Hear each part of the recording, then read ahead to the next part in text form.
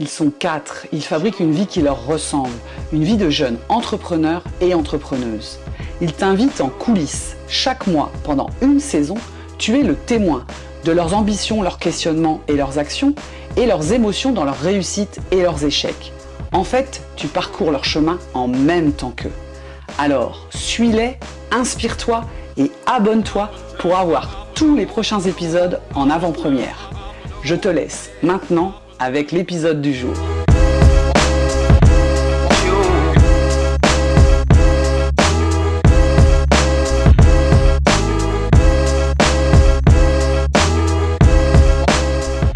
Salut Mathilde. Bonjour Ben. Bon, qu'est-ce que tu as comme truc à nous raconter depuis la dernière fois? On t'avait laissé, tu avais construit des outils, des plaquettes, mis en place des actions, même de la publicité sur Instagram pour travailler ta visibilité. Qu'est-ce que ça a donné tout ça?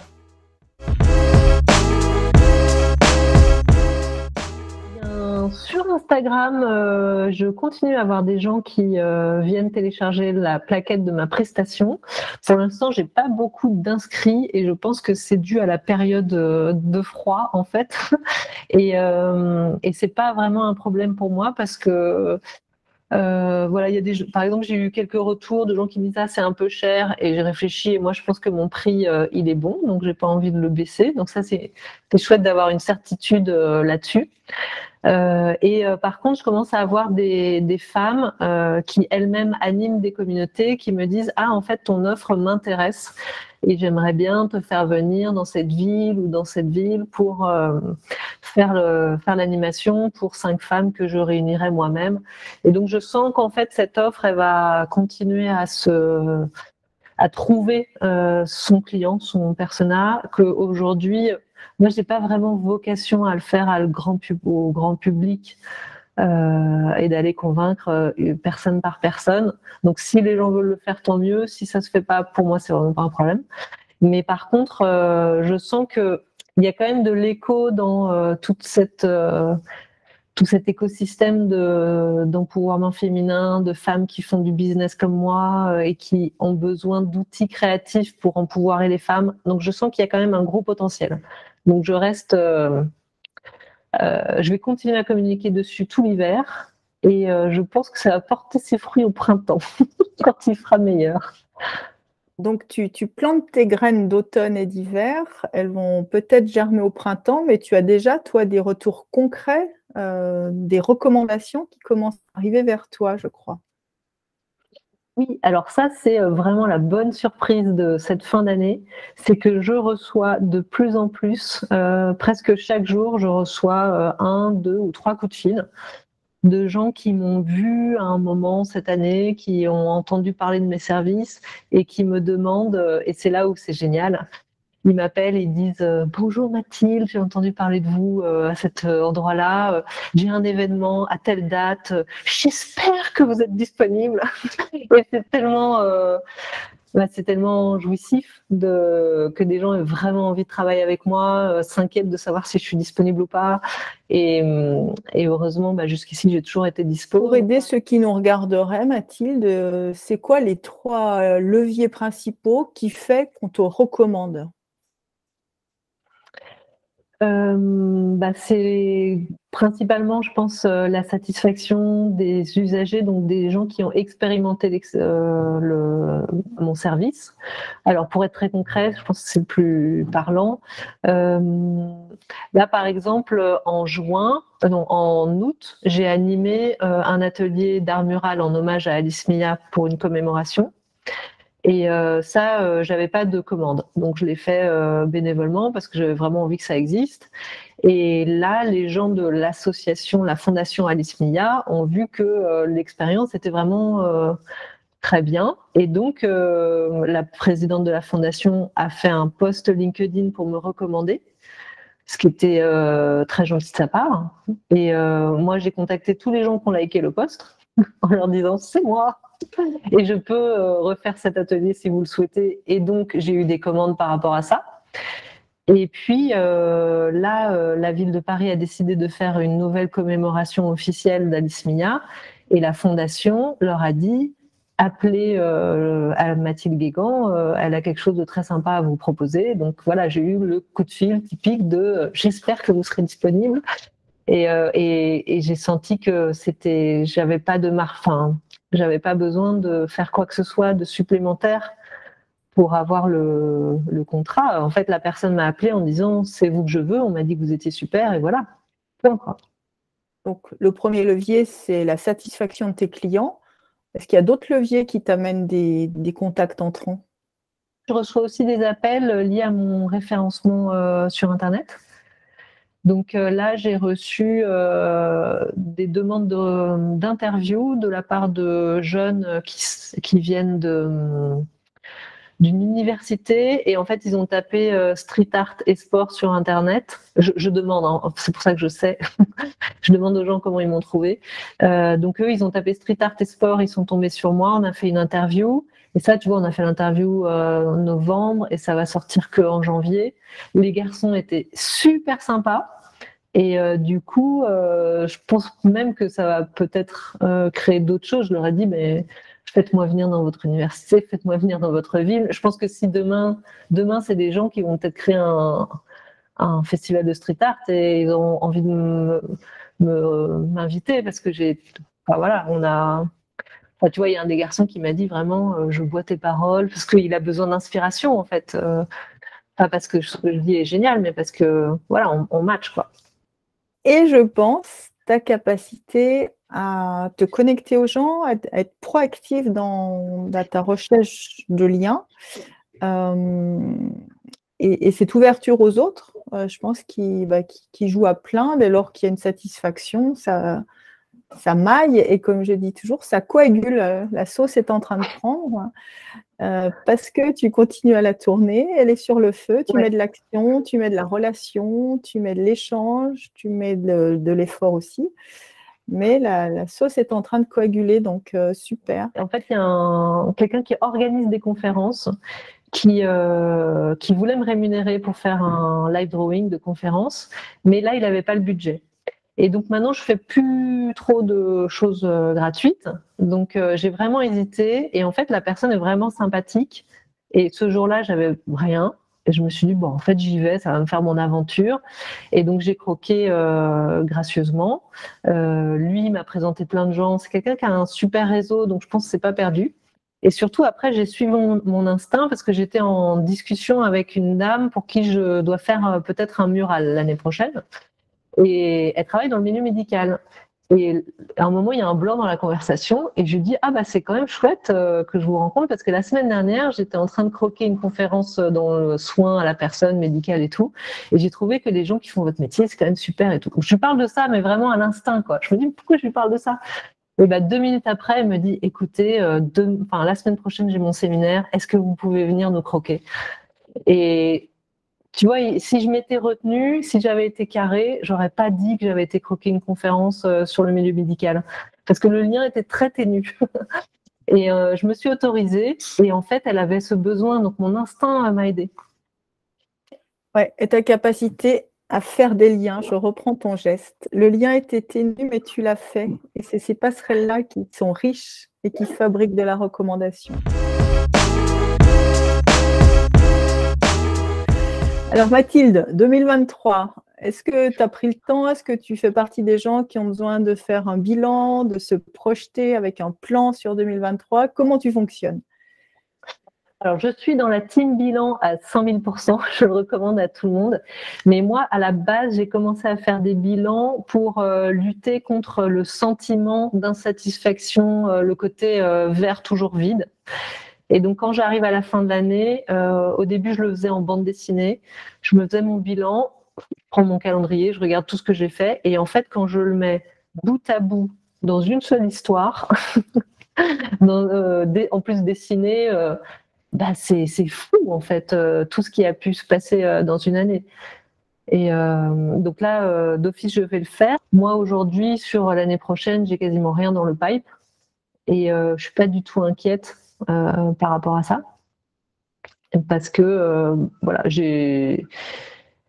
parce qu'en fait je m'appuie sur mon système et pas sur des projets concrets. je sais que le système, les graines que j'ai plantées et le fait de continuer à alimenter la machine, ça va continuer à générer les opportunités comme cette année. Mais on peut aussi dire que tu as une certaine confiance aujourd'hui parce que tu as fait une très belle année 2022. J'ai fait ma meilleure année depuis que je suis auto-entrepreneuse en art. Donc, je suis très, très contente. Et c'est vrai, là, j'ai multiplié par 4 mon chiffre d'affaires. Donc, c'est vraiment un très, très beau succès pour moi. Et voilà, tout ce travail que j'ai fait de packager des offres, de retravailler mon site internet pour qu'il soit beaucoup plus simple, beaucoup plus compréhensible. Le fait aussi d'avoir arrêté de penser je fais des œuvres, j'expose dans des galeries et je crée des expositions pour des gens. Finalement, c'est pas ce qui a marché. Donc aujourd'hui, je crée des services, je crée des expériences pour les gens et là, je trouve mon marché. Et puis, je suis beaucoup plus finalement aussi beaucoup plus je mets beaucoup plus en avant le côté engagé de mes prestations. Ce qui avant pour moi était tellement évident que je le disais pas. Mais maintenant, je me présente, bonjour, je suis une artiste engagée pour l'égalité, parce que c'est vrai en fait. Mais je le dis. Et puis voilà, je propose aux gens de regarder mon travail tout le temps. Donc je prends ma place, quoi. Tu prends ta place et tu vas chercher de l'aide aussi. Hein. Si on retraverse ton année 2022, tu es parti avec rien dans les tuyaux, en clair, et puis tu as eu une fin d'année où il s'est passé beaucoup de choses. Et en 2022, tu es aussi allé chercher de l'aide. Alors, Neo Camino, une agence de marketing, voilà. Des incubateurs, et puis tu viens de prendre une mentor. Tu veux bien nous dire pourquoi tu vas chercher l'aide et qu'est-ce que tu en attends et qu'est-ce que ça te fabrique, toi, d'être aidé? Donc, je suis partie du bilan que début 2022, globalement 2021, début 2022, j'étais quand même triste. J'étais heureuse de ce que je produisais, des belles œuvres dans mon atelier, mais triste de ne pas pouvoir partager ça avec le monde. Donc il y avait quand même cette forme de souffrance. Et ça m'a aidé à me bouger. Donc, j'avais fait l'incubateur de Empower. Et puis Neo Camino, l'entreprise de marketing digital qui, moi, j'ai décidé de leur faire confiance. Et puis, eux aussi sont devenus mes clients. Donc, ça, c'était un super match. Et donc, en juin, j'ai commencé à travailler avec eux. Et aujourd'hui, tout ce que j'ai comme opportunité, c'est grâce à eux. C'est tout simplement parce qu'ils m'ont dit, nous, on pense que tu as un marché sur LinkedIn, vas-y. Et j'avais besoin qu'on me le dise et j'avais besoin d'appliquer une stratégie, quoi, et qui a été payante.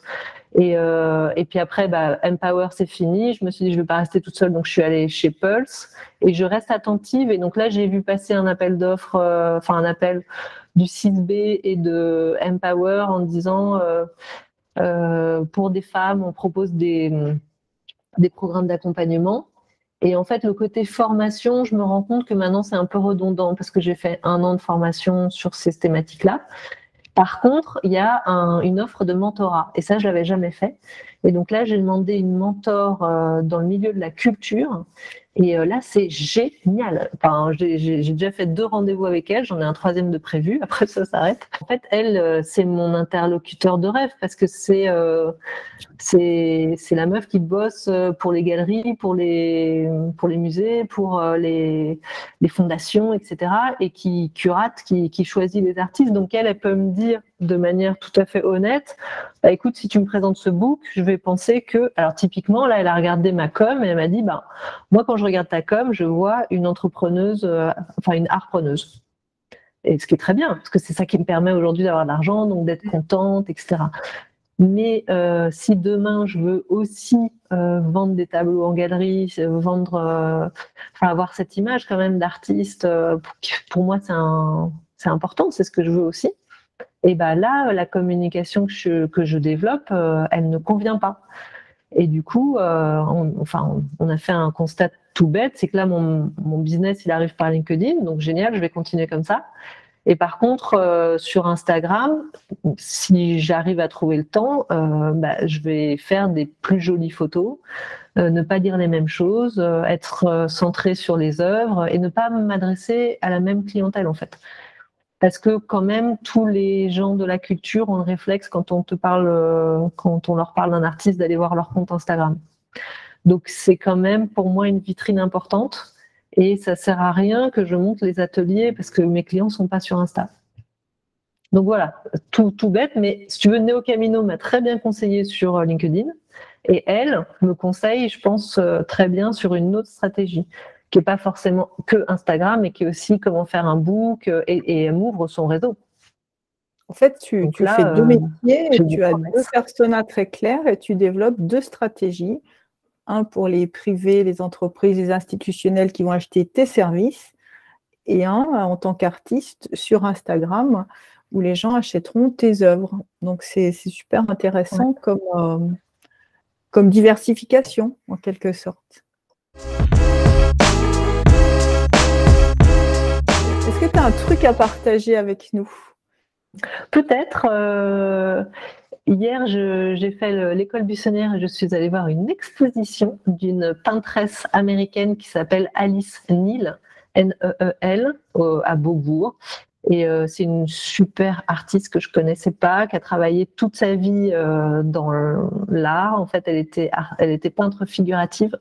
Et donc, elle faisait beaucoup de portraits de gens qui évoluaient dans son milieu. Je me suis énormément reconnue parce que, notamment, elle a fait beaucoup de portraits de gens simples ou de gens dans l'art. Et moi, c'est exactement les gens dont je veux être entourée. Je veux que ma vie, ce soit avec ces gens-là, parce que c'est des gens que j'aime, quoi, qui me font vibrer. Et moi, j'ai un projet de street art que j'ai commencé où je fais des photos de ces gens. Et je vois vraiment le parallèle. Et aujourd'hui, c'est cette personne elle est décédée, mais elle a continué à travailler jusqu'à la fin de sa vie. Il y a des photos d'elle et un portrait qu'elle a peint aussi d'elle, très âgée, où elle se montre vraiment comme une grand-mère. Et il y a plein de photos d'elle grand-mère, et je me dis, ben voilà, moi c'est la grand-mère que je veux être. Et le fait d'avoir ce rôle modèle en tête, voilà, elle s'ajoute à mes autres rôles modèles. Et quand j'ai une petite baisse de motivation ou quoi, je me dirais, du moment que tu avances vers la vieillesse de Alice Neel, c'est bon.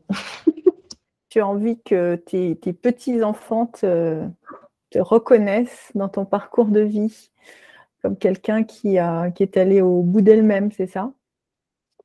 Oui, voilà, j'ai envie en fait, j'ai juste envie d'être épanouie et je sais que c'est comme ça que j'ai le plus de chances de faire plaisir aux gens autour de moi et notamment mes enfants, mes petits-enfants. Et ça, je le vois tous les jours, hein. Quand j'arrête de travailler et que je mets de la musique et je danse, il y a mes enfants qui viennent et on passe un bon moment. Donc voilà, cet épanouissement, c'est quand même l'objectif premier. Super. Eh bien, écoute, tes petits-enfants pourront regarder la série sur Vie ma vie d'entrepreneuse dans 30 ou 40 ans. Et c'est clair qu'ils seront très, très fiers de toi. Merci Mathilde pour ces beaux succès. On te laisse faire le bilan. On en reparle dès le mois prochain. Et d'ici là, porte-toi bien. Prends soin de toi. Bye bye. Merci.